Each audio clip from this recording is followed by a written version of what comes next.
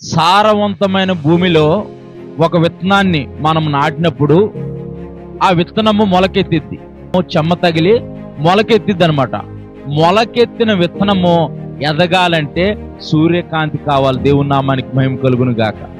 మొలకెత్తిన విత్తనం ఎదగాలంటే ఎండ తగలాలి, సూర్యకాంతి కావాలి, సూర్యకిరణాలు దాని మీద పడాలి. అప్పుడే అది ఎదిగి ఫలించింది. దేవుని నామానికి మహిమ కలుగును గాక. అలాగే దేవుని వెలుగు మన మీద, మన కుటుంబాల మీద ప్రకాశిస్తేనే మనం అన్ని విషయాల్లో ఎదుగుతాం. దేవుని నామానికి మహిమ కలుగును గాక. ఈ సంవత్సరము నూరంతులుగా అభివృద్ధి పొందే సంవత్సరం. దేవుని నామానికి మహిమ కలుగును గాక. నీవు ఏ విషయాల్లో అభివృద్ధిని చూడలేదో, ఏ విషయాల్లో నీ జీవితంలో అభివృద్ధి ఆగిపోయి ఉందో, ఏ విషయాల కొరకు నువ్వు ప్రార్థన చేస్తున్నావో, ఈ నువ్వు యొక్క 2026 సంవత్సరంలో నీవు అటువంటి అభివృద్ధిని చూస్తూ, అటువంటి అభివృద్ధిని అనుభవిస్తూ 2027 సంవత్సరంలోకి నువ్వు అడుగు పెట్టుదువు గాక. దేవుని నామానికి మహిమ కలుగును గాక.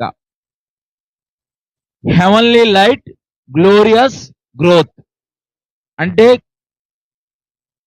పరలోకపు వెలుగు, మహిమకరమైన ఎదుగుదల.